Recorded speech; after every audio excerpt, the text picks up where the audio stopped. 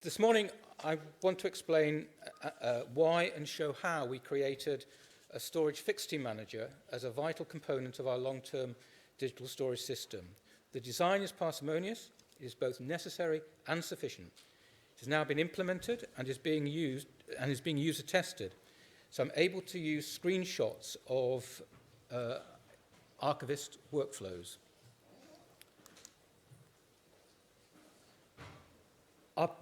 Our paper describes the design of a digital preservation system for an English local authority archive. The design objectives are informed by Hilary Jenkinson's stricture that archivists should pursue both a physical and a moral defence of the records in their custody. That is, successful archival preservation requires more than just having access to a surviving document. We must also know where the document is from and how it relates to other documents. Archival authenticity does not mean that a document's content is true, rather it means that the document we produce is the document that was received by the archive, possibly many decades earlier. Provenance and archival authority are the archive's foundation. An archive preserves both provenance and authentic content. We claim that the documents we offer to users are precisely the documents that cross the archive's threshold and are what we have ever since kept safe. And we must be able to prove this claim. In consequence, users trust the integrity of information managed by archivists and rely upon it to hold institutions, including government, to account. From the outset, it should be recognised that many documents in the archive are closed, and that for these and other documents, end-user access is a mediated process. In addition, end users often need expert paleographic assistance in order to provide a modern rendering of an historic script. Our system draws on conventional archival practice, and in particular, the storage fixity manager ensures that the digital documents that our digital documents have been preserved and that we can prove it.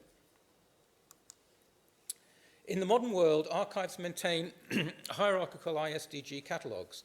These describe a record's provenance. Like other technologically based tools, such catalogues must be supported by IT succession plans and IT business continuity arrangements. Additionally, disorderly exit plans must address risks not usually covered by disaster recovery plans. In the Jenkinsonian custodial model, the authenticity of traditional records is assured by them being stored quite literally under lock and key. And if challenged, physical records can be subjected to forensic examination. A key part of our digital preservation system is that the archive maintains an operational database of multiple fixity digests for each AIP that is created. Let me explain the problem or issue here and why this database is needed. Local authority archives do not have any technology resources of their own, and so must delegate or outsource their custodial responsibility for digital records. Over the decades, this responsibility may pass through many successive technology partners, with individual records being rarely, if ever, requested. This represents a significant loss of custodial monitoring and control. In contrast, the operational fixity database is in day-to-day use. It is maintained independently by our current IT support organisation and is protected by our IT business continuity arrangements. This restores the archive's custodial control for these fragile records. Here we set out the three essential functions of the storage fixity manager. From an archivist's point of view, the notions of deposit and request are easily recognisable. Ongoing monitoring and reporting is also there, but I'm going to skip over that part this morning. Taken together, our design satisfies the NDSA functional areas storage, integrity, and control. We align the design of the archivist's interaction with the storage fixity manager with our business as usual practice. I'm now going to look at some detail at the archivist's deposit and request workflows by showing relevant screenshots. First, we look at deposit.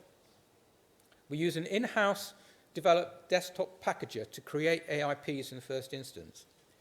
In this presentation, the creation of AIPs is assumed. This is without loss of generality, and any digital file could substitute.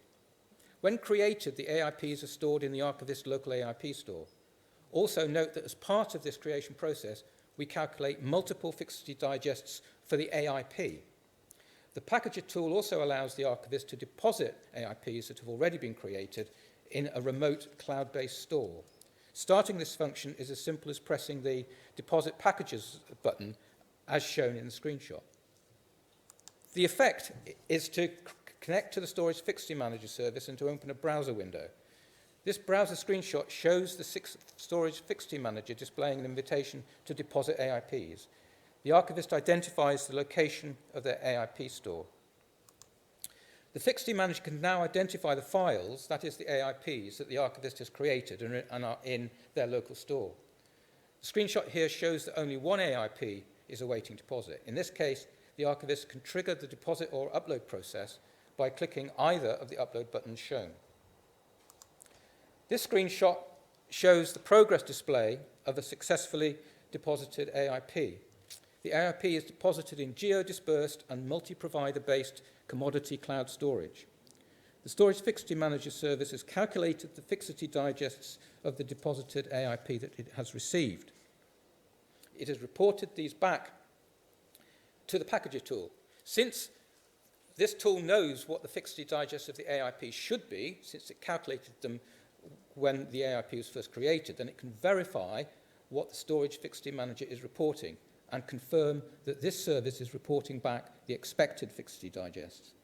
The final part of depositing the AIP is the packager including these fixity digests that it created earlier in the operational fixity digest database, which is maintained by the archive. This sets the scene for looking at the request workflow, which we do now.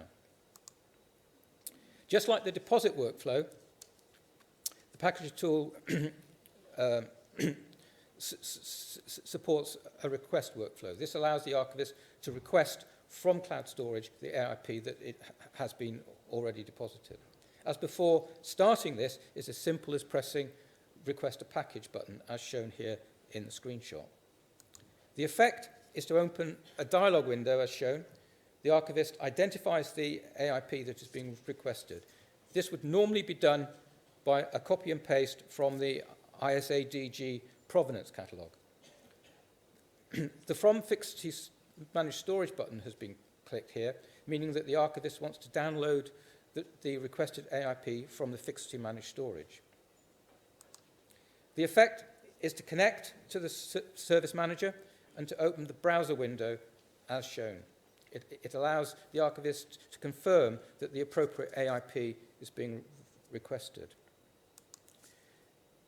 This screenshot of the archivist's packager tool shows the successful progress of requesting an AIP. What is shown now is the packager having received the downloaded AIP. The packager tool is also confirming that it has located the expected fixity digests in the operational fixity digest database. Next, it calculated the fixity digests of the deposited AIP that it has received back so that these can be compared. Since these agree with the expected fixities, then most importantly have remained in the archive's custody, the archive has proved that the requested AIP is authentically identical to the deposited AIP. The rest of the screenshot shows an analysis of the AIP that is carried out by the packager tool. The dialog is indicating to the archivist any access or usage restrictions that apply. To conclude, therefore, the necessary components of our digital preservation system are exit plans, especially in respect of disorderly exits, and custody of our fixity digests in combination with our Storage Fixity Manager. This is sufficient for the archive to achieve its mission of authentically preserving the digital documents that it has received. By default, our solution is NDSA Level 4 compliant. And we also employ strong encryption. This allows us to deposit AIPs in commodity cloud storage, even when they include a variety of closed and sensitive digital documents. The AIP to DIP transformation that we provides the necessary decryption. So lastly, thank you, and are there any questions?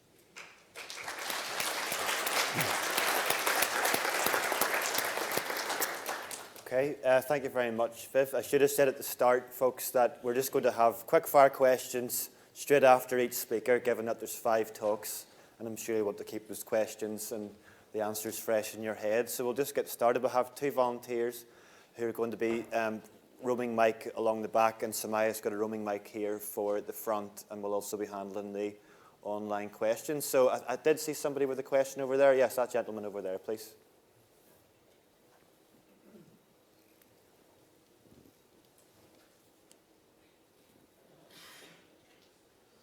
Hi, this is Arif from Qatar National Library. Thanks for the presentation, really informative. Just a couple of questions. The first one is about, it wasn't quite clear from your presentation how the process handles or even the GUI handles more than one upload of AIPs. So I get the impression that you could create one package, then upload it, but what if you have multiple AIPs or large volumes of AIPs that you need to upload to your the storage? The other question I had was about extensibility. So I can see that it currently supports AWS storage, but in future, if you were to move away from AWS storage to another cloud provider such as Azure or Google Cloud, how would that work? Is it plug and play, or do you need to do some complete change, updates to the code base or something like that? So those are the 2 questions. Thank you. Great question. Can I take the second one first? I thought I'd mentioned, perhaps not, that the whole process, the solution, supports multiple independent suppliers. We can upload to as many independent cloud stores as you like. The current configuration, the whole thing is configurable by the archive. Current configuration uploads to both Amazon and Azure, and in the background, the storage fixity manager is maintaining a reconciliation between the 2 providers. So that was the second. That was your second question. Multiple AIP upload is the default arrangement. Over the course of a day or a week, whatever it is, the archivist may have created many AIPs, all of which will be in the archivist's local AIP store. The deposit packages function uploads all of those. So the answer is yes to both of your points. Okay, as Viv's timing was immaculate, we may have time for one more question. So is any other question in the audience? Okay, any online questions? I just wondered, Viv, I just had a question just about... Hold on, one's just come in. Go ahead. Is this tool open sourced? It's from Anonymous. Yes is the answer to that. We are currently in the process of making it available. In the paper, I believe there is a reference to the availability of the code should somebody wish to see it in its current rather messy and development stage by contacting Claire. The details are in the paper. The quick answer to is it open source? Answer yes.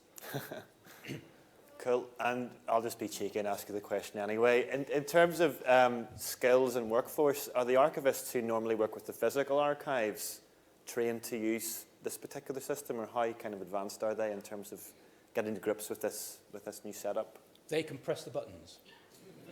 It's a tool intended for use by archivists, and it's scaled down, so it will support a single PC in a community archive. Can we have one? You certainly can. That sounds great. Okay, well, look, I think that's been great. It's just great to kick off with this morning. So please help me say thank you again.